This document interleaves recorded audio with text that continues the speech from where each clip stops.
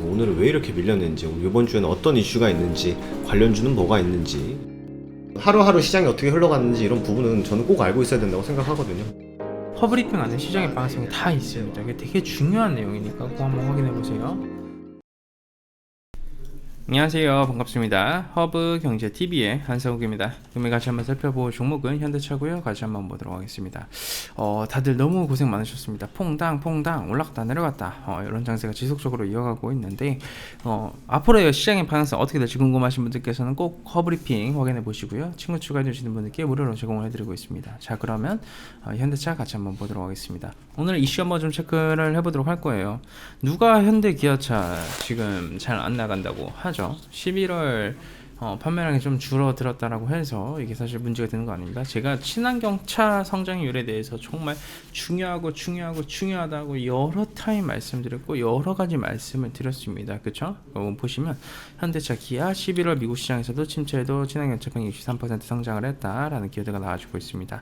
현대차, 제네시스 포함을 해가지고 11월서 어느 정도 가시적인 성장 이제 퍼포먼스를 보여줬고, 특히 친환경 차 판매에서는 165%, 150% 이상 성장을 해나가는 이런 가시적인 움직임이 나와준 게 중요한 키포인트이지 않을까라는 말씀 좀 드리고 싶습니다. 현대차하고 기아하고 이 글로벌 반도체 수급난으로 인해 가지고 사실 미국 자동차 시장이 침체에 좀 빠졌어요. 침체에 좀 빠졌는데 그럼에도 불구하고 사실 판매량 감소폭이 겨우 9%밖에 되지 않아주면서 선방을 해줬다라고 보시면 될 것 같고, 이제 올해 1월에서 11월 판매량으로 어느 정도 연간 최대 판매 실적을 기록했다라고 보시면 될 것 같습니다. 특히 이제 현대차, 기아가 어느 정도 이 친환경 차에서도 가시적인 퍼포먼스가 좀 나와주고 있어요. 이제 8,483대를 전월 동기 대비 팔았는데 전월 동기에 비해서 163%나 증가를 해줬죠. 누누이 말씀드리지만 백날 이렇게 내연기관차를 잘 판다라고 해서 이 기업의 미래와 비전이 있는 건 아닙니다. 어차피 이제부터는 친환경 싸움입니다. 내년 이제 얼마 남지 않았어요. 한 달 후면 2022년도입니다.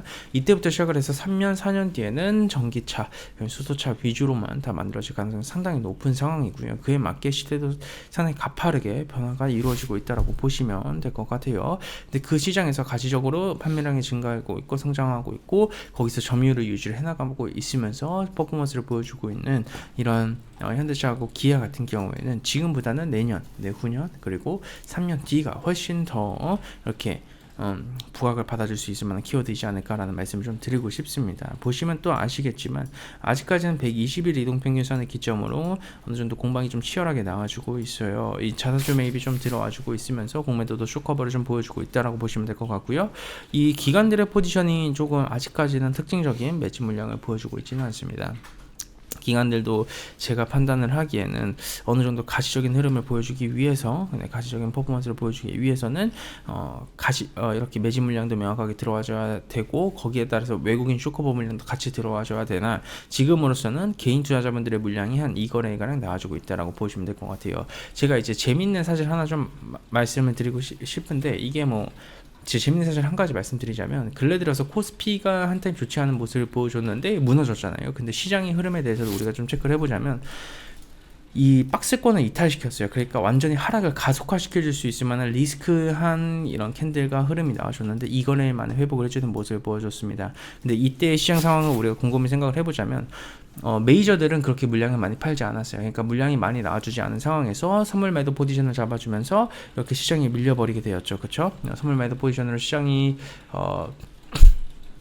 이렇게 밀려버리게 됐는데, 냉정하게 보자면 막판에 어느 정도 다시 이렇게 환매를 해주면서 그들이 이제 매도 포지션을 잡았었던 이들이 차익 실현을 해줬습니다. 근데 더 웃긴 거는 그리고 나서 환율 시장이 급락을 해줬어요. 그러니까 달러를 매도 포지션으로 잡아주면서 다시 한번 더 주식 시장에 수급 유입이 들어와줬다라는 건데, 그로 인해서 이거래일 동안 가시적인 퍼포먼스가 나와줬다라는 거죠. 그러면 11월 30일 날 나와줬었던 이 하락은 그 소위 표현을 해가지고 트릭, 그러니까 속임수라는 겁니다. 그래서 이런 속임수가 나와주고 나서 지수는 반등을 만들어주고 있습니다.